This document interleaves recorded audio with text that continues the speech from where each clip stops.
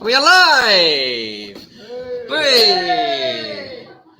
Good afternoon, everybody, and welcome to Lunch and Learn. It has been a while, and I apologize that we have not been able to meet consistently and regularly over the last few weeks.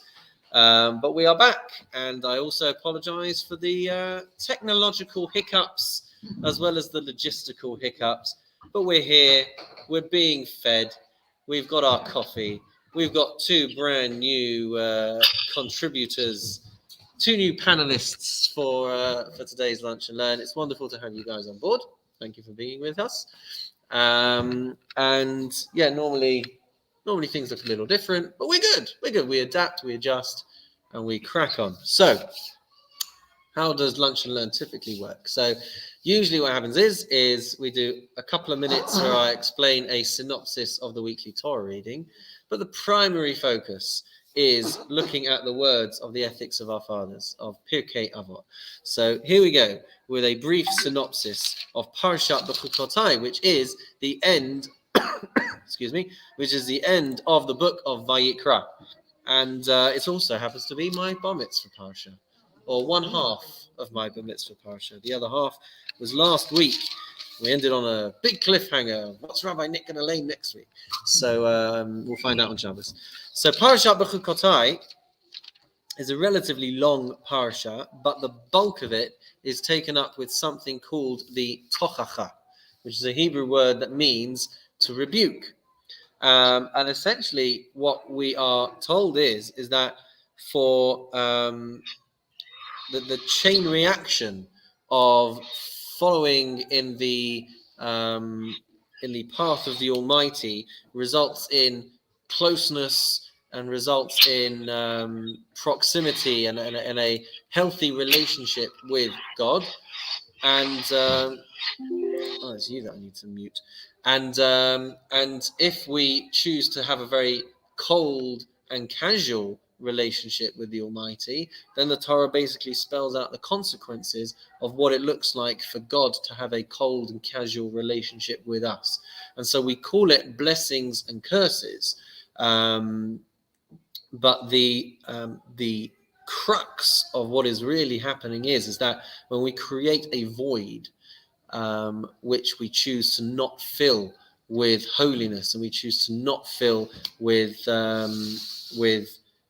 connection to our Creator, that can then pave the way for bad things to fill that void.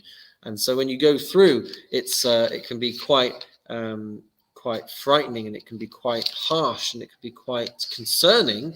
But the language that we use is in several occasions, several instances throughout this particular piece, is a language of, if you go with me, bekeri, if you have a very cold, distant relationship and approach to your relationship with me being God, not me being me, obviously. So v'im telchu imi keri, if you go through life trying to squeeze God out, then the things that fill that void are not great things. That's basically how we would summarize the passage of the tochacha, of the rebuke. And it's no coincidence that we read it in such close proximity to Shavuot, because we're building towards this climax, the 49 days between Pesach and Shavuot, building towards the moment when the Jewish people received the Torah at Mount Sinai, experiencing the closest possible connection, the closest possible relationship with Hashem. So we're building towards that point. And so one of the reasons why B'chukotai falls nicely in that kind of calendrical proximity. Oh, what a word. As a calendrical, you didn't come to Lunch and Learn expecting to hear about calendrical proximities. So part of the reason is because it gives us that impetus to reflect, and it gives us that impetus to think about our connection to the Torah, our connection to Torah study, and we're all solving that problem by coming together for Torah study. So how wonderful is that? And it's interesting because this passage is famously read quietly in shul. So when we read it from the Torah, we don't read it at the same volume as the rest of the parasha. And in fact, in some shuls, they don't do a proper call up. The person reading will come and just make the bracha. And we don't draw attention too much to this passage. Part of the reason is because the content is, as I said, quite hard and harsh. But perhaps, I'm thinking about this now. Perhaps one of the other reasons is because ultimately it's trying to spur us to reflect personally on where we sit on these different issues. And so perhaps one of the reasons why we don't stand up and say this piece really loudly, as it were, like, you're all sinners and you're all gonna, maybe the reason is because it's there. The function of it is to make us think about our own relationships. And, we... Does it tell you about the curses as well? Which curse would you get? It talks about all of that. It talks about the curses are. It's talked about in the passage. Yeah, when you sit down with your chumash later, Rita, you'll go through it and you'll see. So this is supposed to be the 2-minute synopsis, isn't it? So I can't go through all of it. But I wonder if that's part of the reason why we tinker with the way in which it's read out, because really it's not about keeping up with the Joneses or keeping up with the Cohens. It's keeping up with ourselves. So I wonder about that. And then the final part is a piece that talks about giving gifts to the temple, giving contributions and donations to the temple. And there's such a concept that one can donate the value of an individual to the temple, it's quite a fascinating area of Jewish law with limited application nowadays. But this idea that if you were to say, I want to consecrate my value to the temple and give money accordingly, so the Torah lists kind of how much would that be worth? How much have you actually ended up committing to, if you were to say that, which is also quite an interesting area. And then we finish the book of Vayikra, Chazak, Chazak, V'nit Chazek, as we all cry out, and we continue next week with Parashat Bamidbar. So there we go, little piece on the content of this week's Torah portion. There's some other things as well, but we'll all check it out, won't we, Josie? Absolutely. Okay, Howard, do you have the text at all in front of you? 569. We were doing all the. That's right. So we are in chapter 6 of Pirkei Avot. We are still, after several weeks, in Mishnah 6, and it's on page 569 in a green siddur. And I'll tell you what, Howard, I'll get it up on the screen so that you can see it as well, if my computer lets me. So it's still Mishnah 6, but we're going through 48 different traits, 48 different. Pardon me? Oh, I'll let you know in just a moment.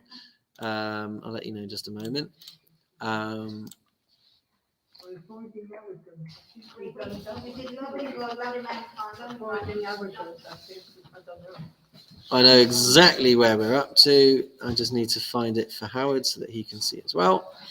Here we go. We're not there yet. Why are we not there yet? We are not there yet because I need to do this. There we go. You can see that, Howard? Yep. Excellent. I'm going to assume that's a yes. So, where we are up to in this list of 48 different traits, 48 different ways of approaching life with a view to becoming wholesome individuals, being people who are able to absorb Torah values, to absorb Torah teachings. What do we need to be working on to make ourselves open enough to be able to absorb the ethics and the values that the Torah and that God espouse? And you can look through them, and we've spoken at length about a lot of these different traits. We've agreed with some of them, we've disagreed with some of them, we've struggled with some of them, and that's all fine. Where I believe we are up to at the moment is on my list, number 37. Now, the problem with my list is that I finally managed to finish compiling my notes on the rest of this Mishnah, and I got to 50 at the end of it. So somewhere I've gone wrong. Somewhere I've split up ones that should be together or doubled up ones that should be separate. But anyway, so the one that I'm up to is, according to my notes here, we are up to mitrachek min hakavod, that a person should keep far from honor. Shunning honor, that sounds about right. So that's 1, 2, 3, 4, 5 lines down and 5, 6 lines. Yeah. So in on the screen over here, who keeps himself far from honors. So that's the one that we start with today. What does it mean to keep ourselves far away from honor, and why would that be a good thing? It's nice to be honored. It's nice to be appreciated, and yet the moral or the value here is that we should actually keep away from it, and somehow that makes us better. Because it's all for the ego, isn't it? It's all for the ego, Yes. and we shouldn't have an ego. Well, we've all got an ego, but you have to fight it, don't you? You have to fight that, yeah. Does it mean you shouldn't accept the honor if it's offered to you? Oh, No. that's a good question. No, You can't hide away now, Paul. There's no hiding until everyone else has had the chance. Let the let the dust settle, and then I'll unmute myself. It doesn't take into account the Can you speak fact up that a bit? you're not allowing the person or the people who want to bestow the honor to do that. If you don't accept an honor, it may not be that you shouldn't accept it, and that's fine, but you're not being very nice to the people who feel that you are owed an honor for some reason. And taking that away from them is probably also, I could find a law that says, no, actually, you shouldn't do that. So your concern here is that when we read keeping far from honor, we might be meaning then that we shouldn't give people honor. No, my concern is for the people who want to give you honor. Yes.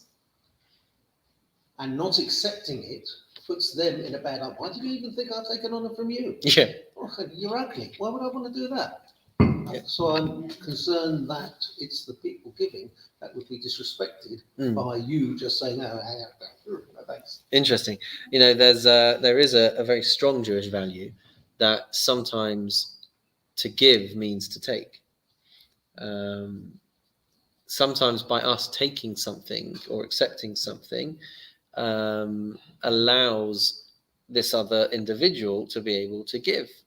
See, we promote a lifestyle of giving to people. It doesn't say, the next bit is avoiding arrogance in one's learning, so you can accept the honor but with humility. You don't have to be showy and just make a thing of it. So I'll come to that in just a second, but it is interesting what Paul says, because I don't think the value that we're trying to teach here is that we shouldn't accept honor, and the reason why I say that is because even though we are charged as humans to be givers rather than to be takers, but sometimes you can give to someone by taking from them, because if you don't give others the opportunity to give, then you do them no favor. So I think what this is talking about more is the propensity to chase honor. Yes. Okay. What did you say? I'm sorry. The propensity to chase honor. Yes. Right? When someone wants to give you honor, then in certain circumstances, it would be highly appropriate, because otherwise you are spoiling an opportunity for them do something. As an example, there are all kinds of Jewish laws about how we treat Kohanim, about how we treat rabbis, how we treat the elderly. And if they were to say like, oh, none of this for me, you're then taking away the opportunity for someone to fulfill those requirements. So in certain situations, it might be highly appropriate to accept honors, and it might be highly appropriate to be treated. I guess in my mind, what I'm picturing here is the inclination in society to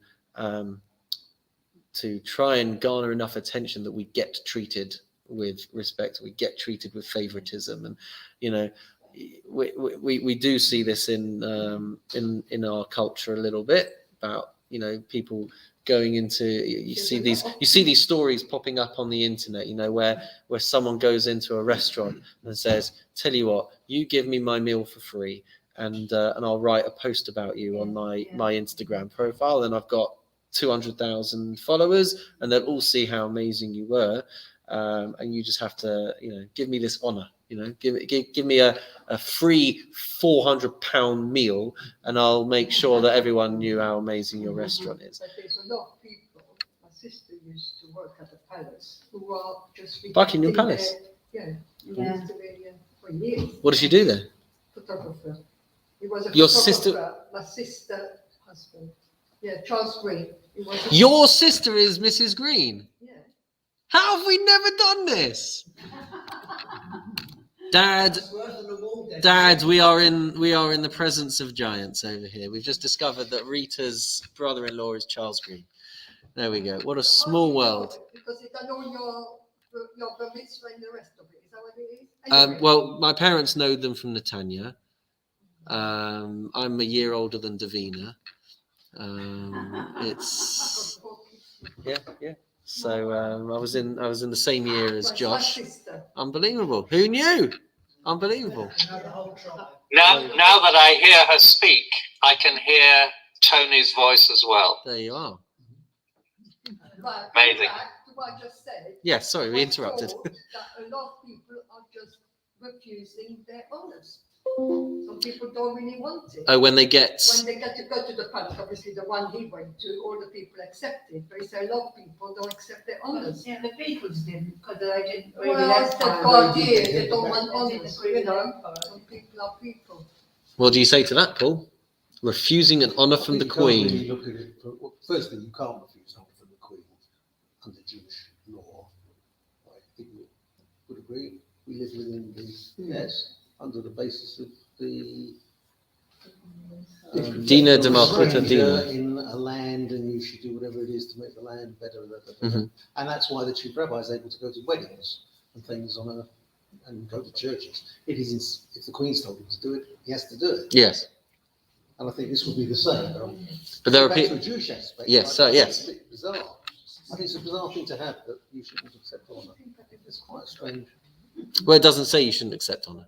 It says to mitrachek, to distance yourself from it, which I think is more about your attitude towards the expectation of others giving you honour.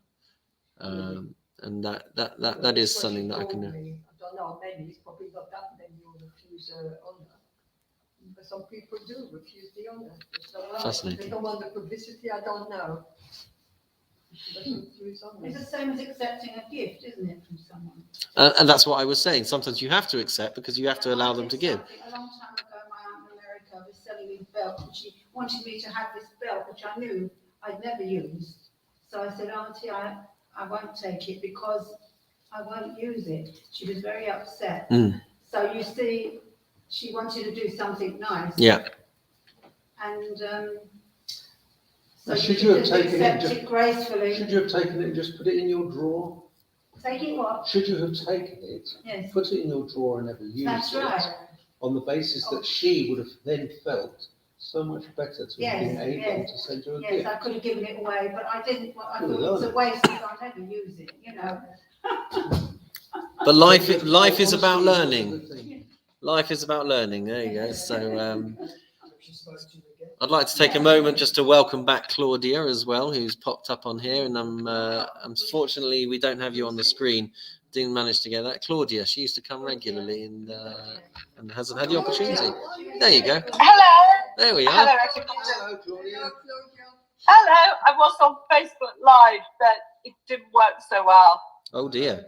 All right. Well, Thank it's you. working okay, but this is a better link. You're better with us. That's for sure. And it means you can contribute as well. So We'll see.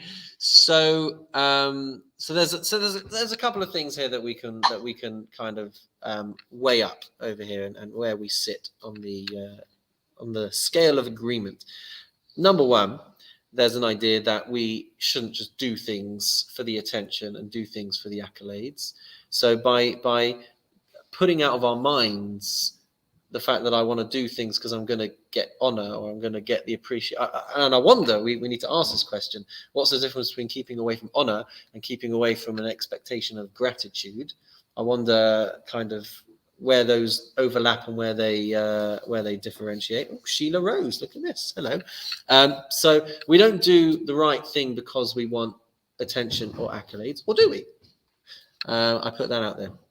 That's number one. Number two is that there can be a lot of danger in being in the spotlight that we don't always appreciate. So we might love the idea of being honored, of being, the celebrity, but actually we know all of the horror stories of people that are thrust into the spotlight and people who are thrust into the public stage, and how dangerous that can be. And then there's another thing here, which is that obviously we need to feel respected by people, and obviously we need to feel that we are doing good, but it can be a dangerous territory as well to rely on a constant drip feed of praise and a constant drip feed of feeling popularity, because you get big-headed and it never stops. You'll have a constant thirst. The sources compare it to drinking salt water, right? You're drinking water, but it's just going to make you thirstier. So this the constant need and the continued need to kind of have honor given to you, it will never be enough. You'll always think that people could be doing more, potentially. I don't know.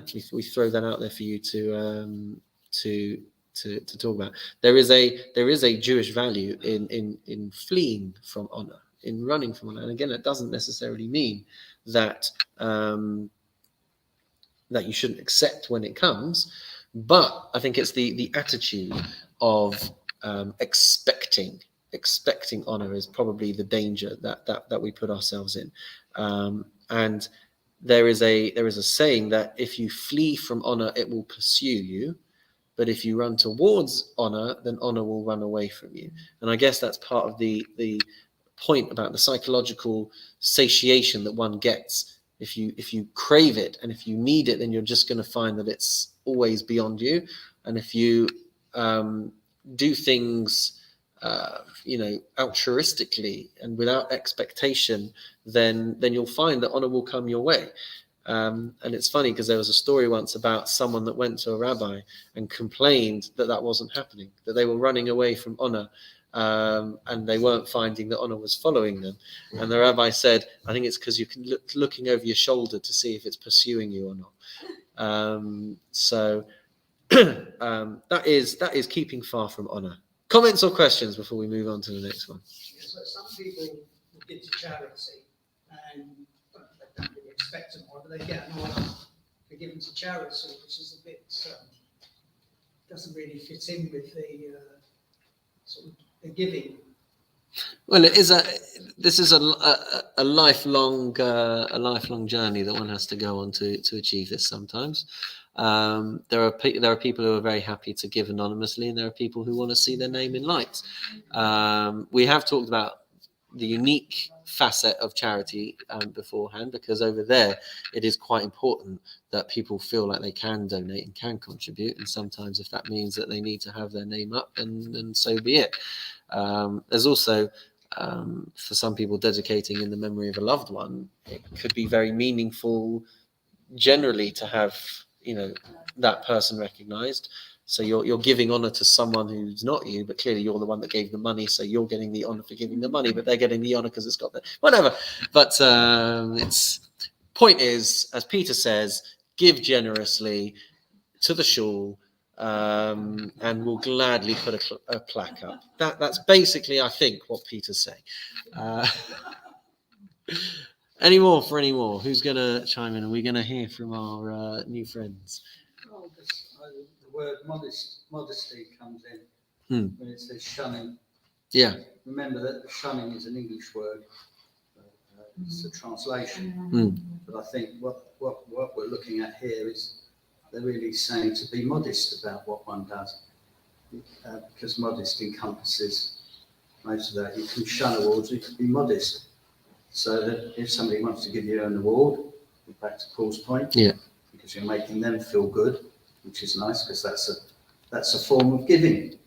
Yeah. But I find that most people that you come across that, in my expectations, are nice, whether they're big businessmen or ordinary people, there's a modesty about them.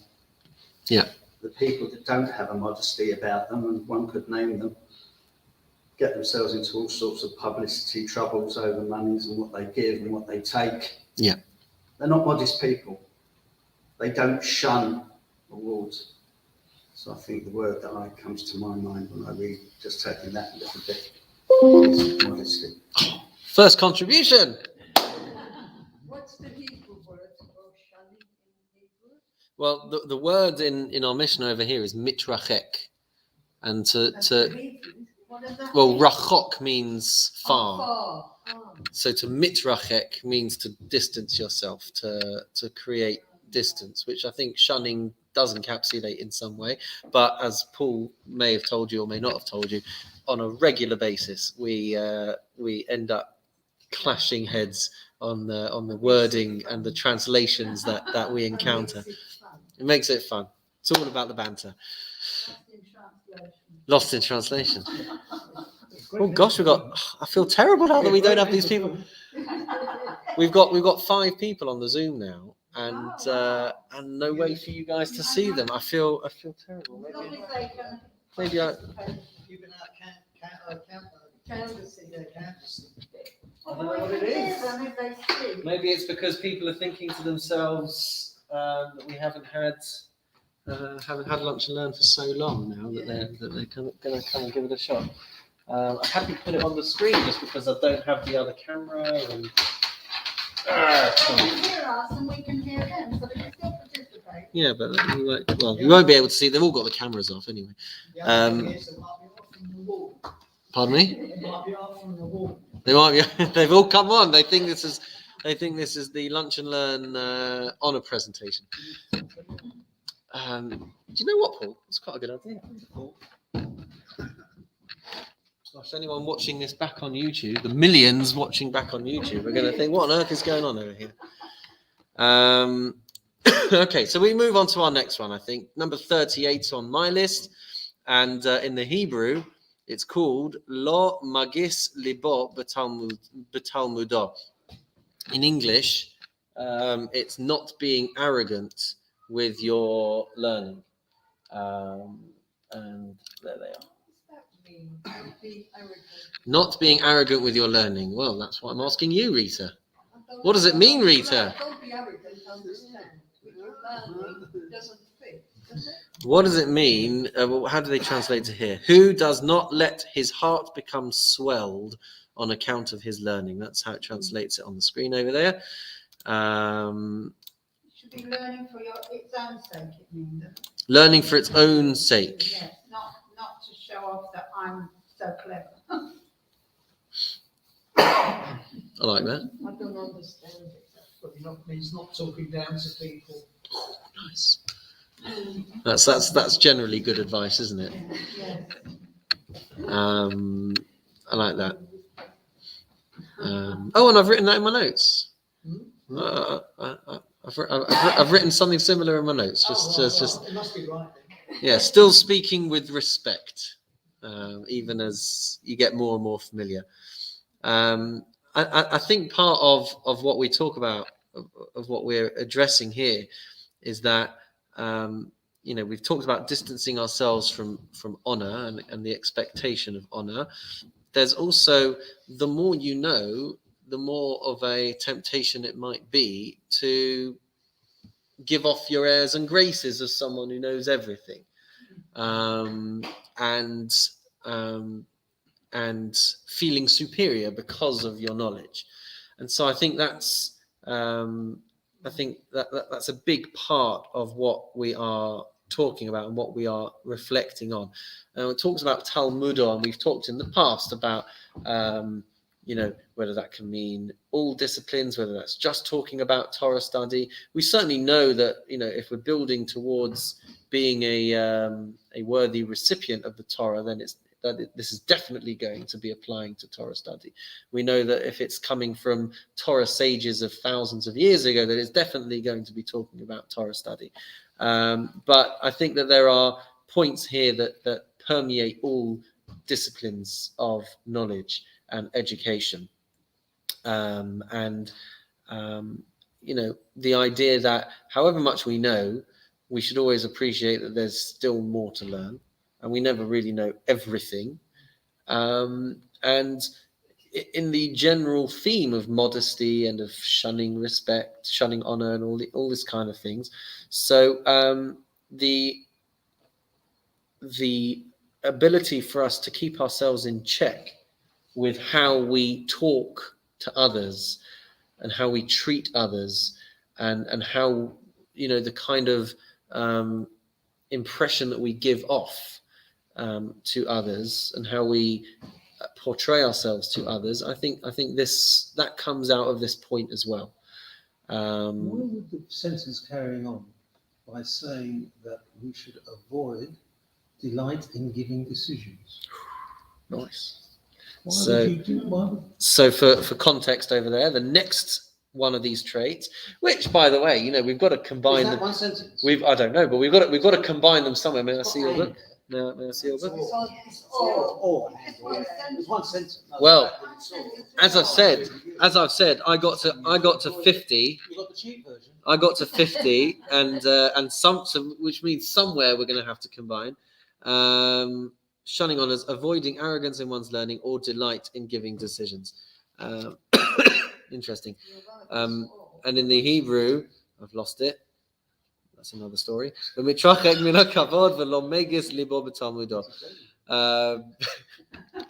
So possibly we're connecting them, but either way, we're gonna talk about these things.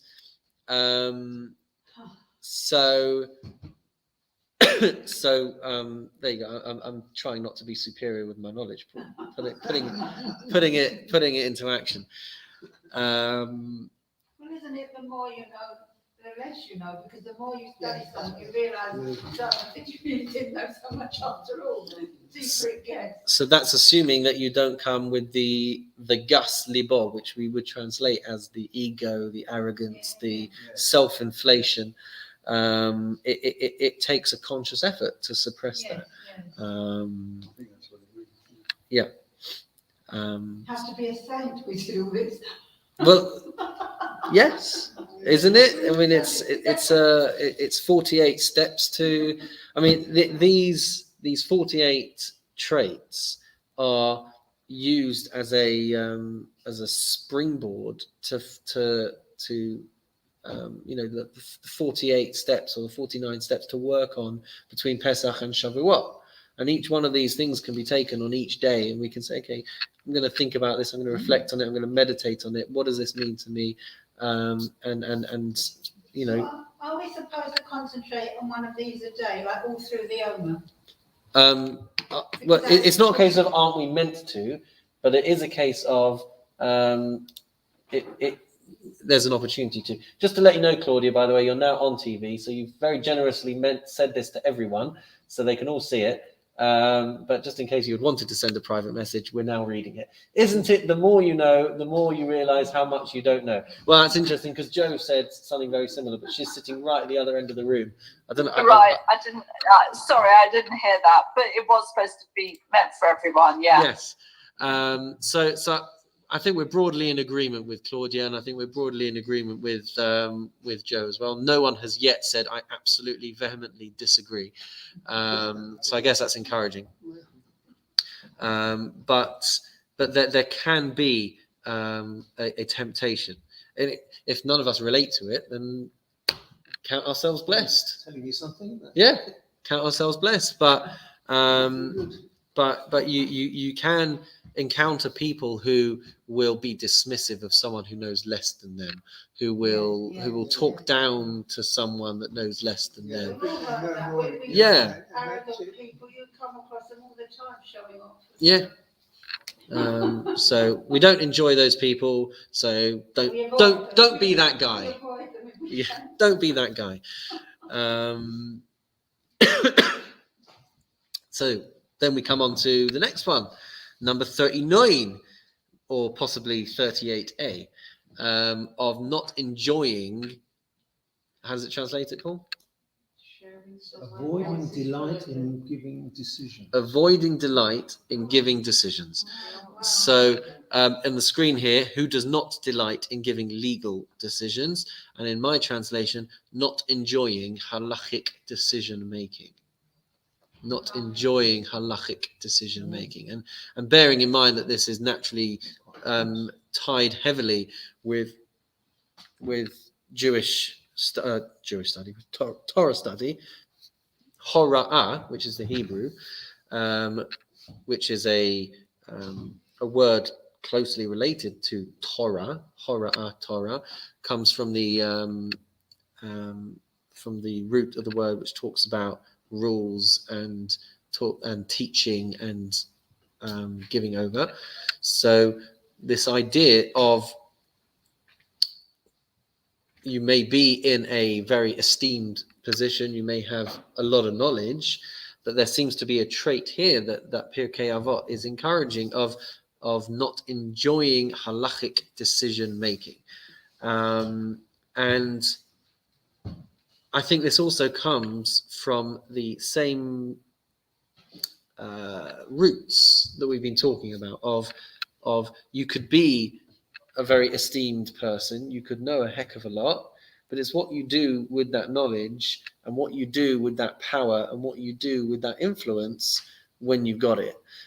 So you can have a very capable teacher, rabbi, judge, educator, but you can kind of tell the good ones from the bad ones by their attitude on how they spread their influence, how they spread their knowledge.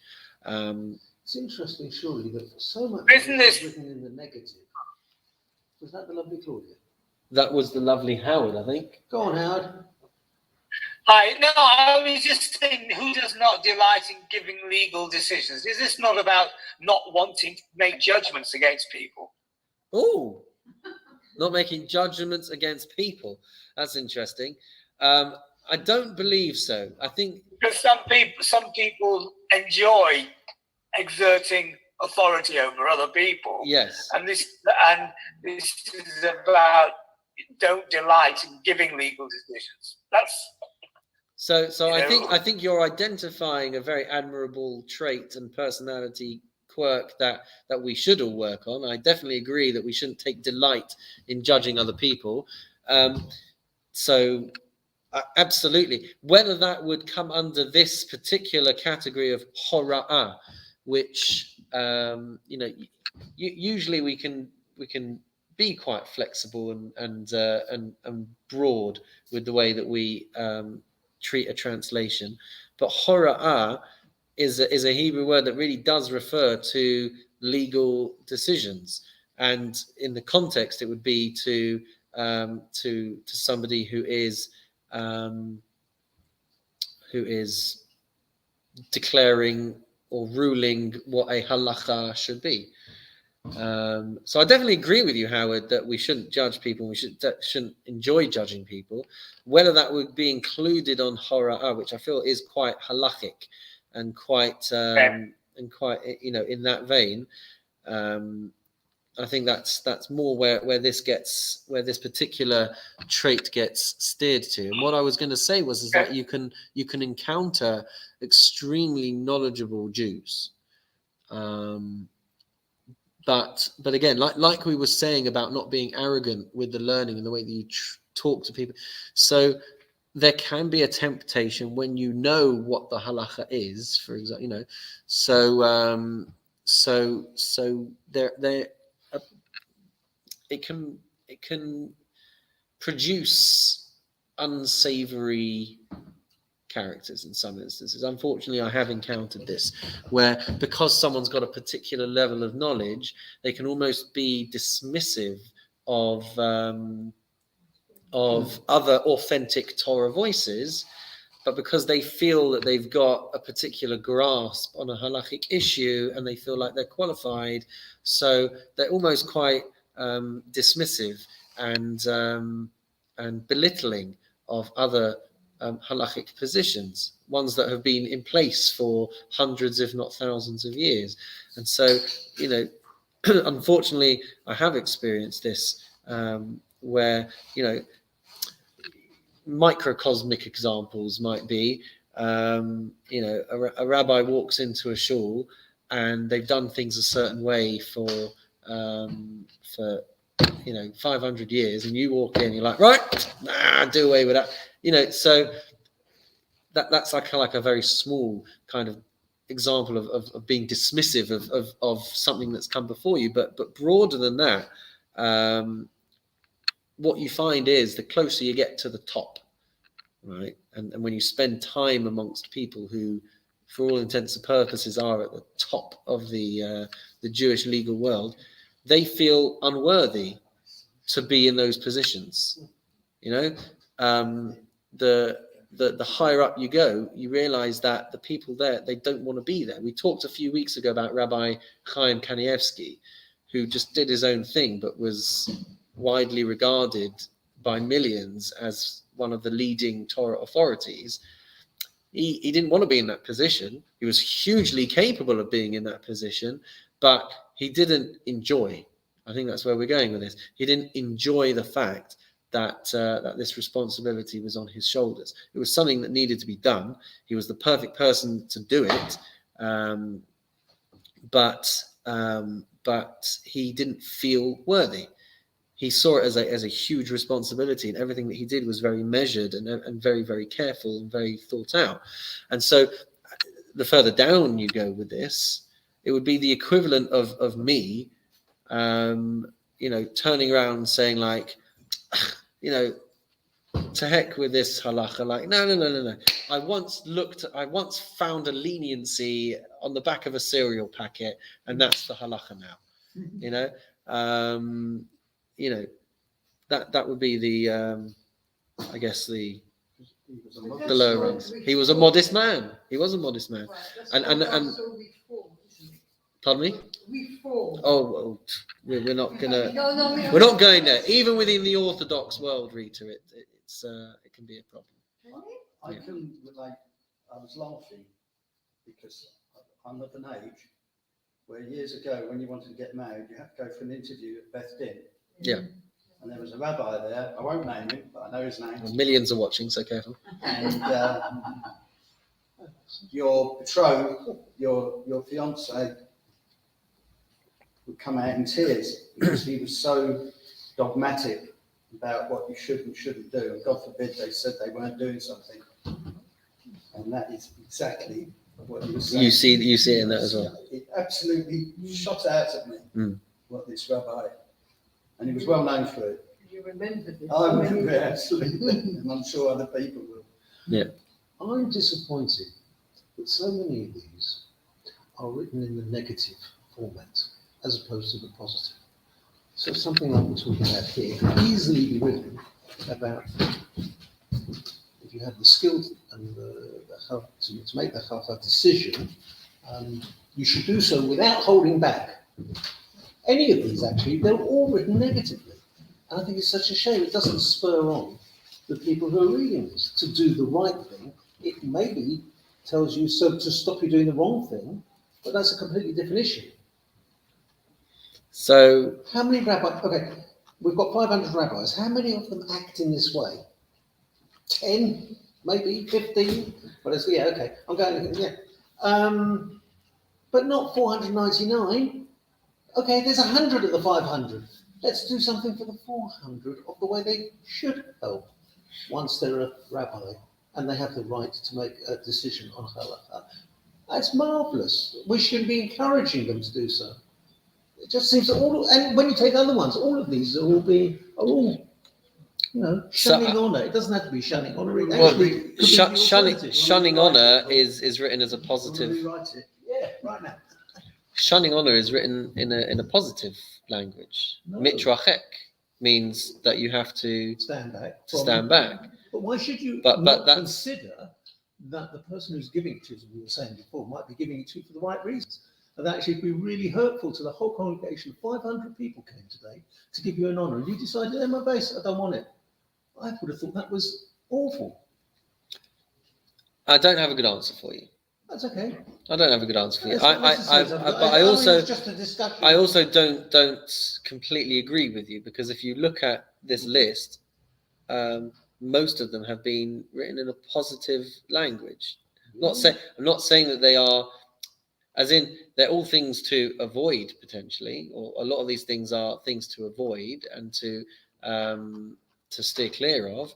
But this is one of the first where we've been asked, where the language has said lo megis libot, to not let your, or einos sameach b'hora'ah, to not take, to not enjoy.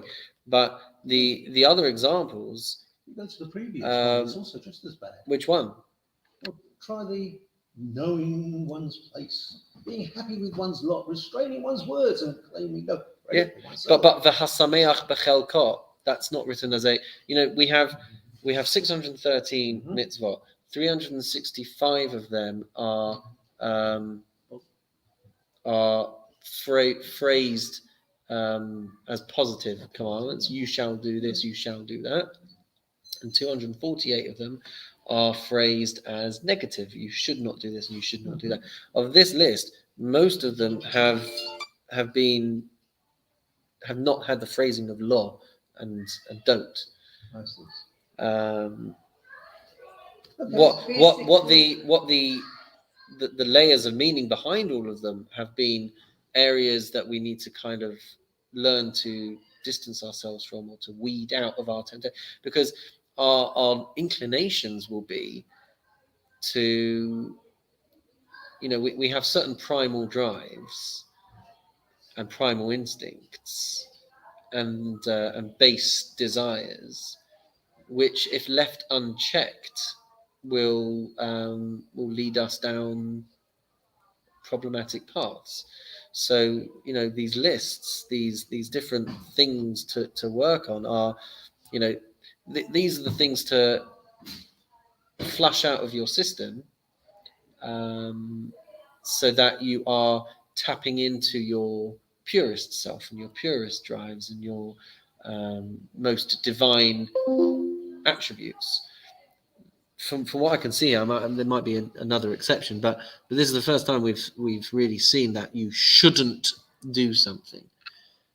We've seen we should work on our humility, and by working on our humility, we don't do this and we don't do that, and this is, from what I can see here, is one of the first two instances where we've actually phrased it as a negative. I can certainly hear the point, because this is something that you're very passionate about anyway, which is feeling that people should feel empowered and that we should be giving opportunities for people to step into the limelight. And we should be getting people to donate. We should be getting people to learn so much Torah that actually it doesn't occur to them to be arrogant. So there. Like we're here the other way around. So that is where I think, perhaps because we consider ourselves as people who are not as learned as others, which is great to be that humble, Paul, because you know a phenomenal amount. But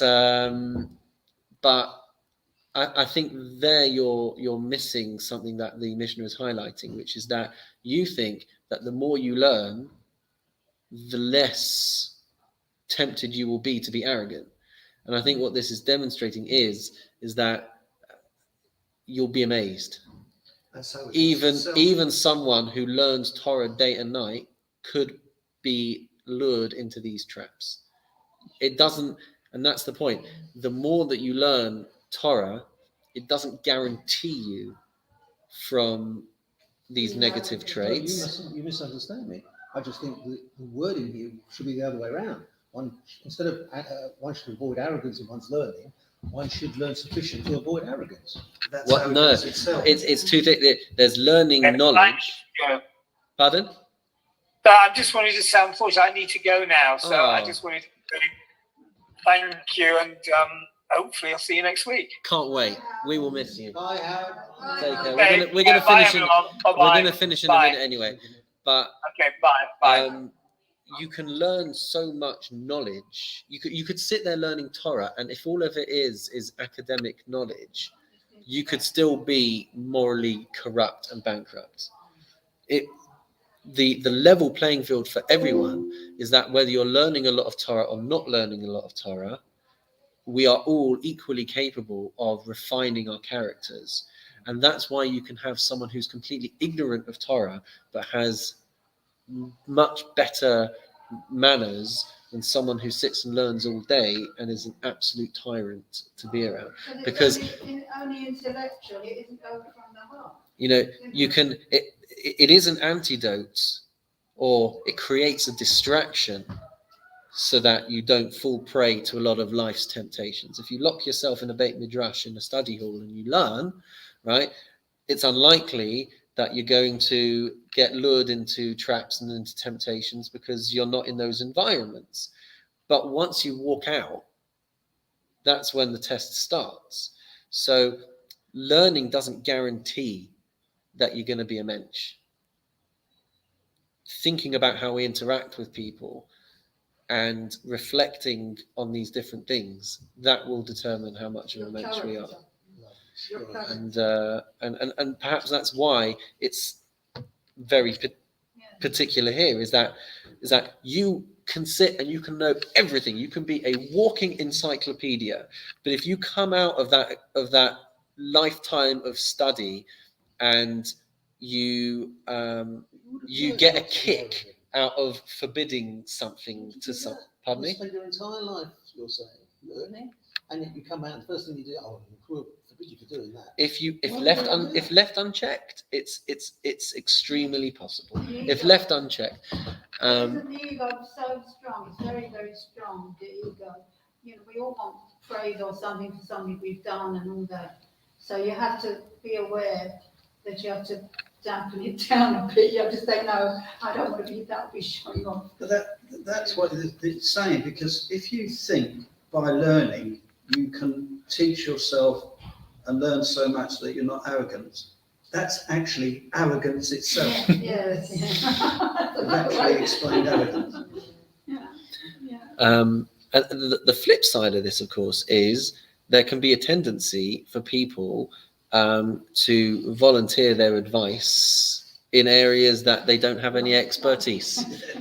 And that, I think, also is where we level the playing field, because at the other end of the scale, you can have people who know nothing, right? Twitter's full of these people, and Facebook is full of these people, where you don't know anything, but you view yourself as a worldwide authority that everybody should listen to. And that also needs proper management, knowing when to speak, knowing what to speak, stay in your lane, as someone once said to me.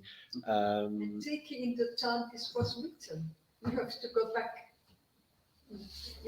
hundreds, I don't know how many years back, and it's the time it was written. I think it was amazing. Still relevant. I know, and that's because amazing that in those days they're already picking up all the but that's because when you're acutely aware of where your temptations can lead you, it doesn't matter when you lived.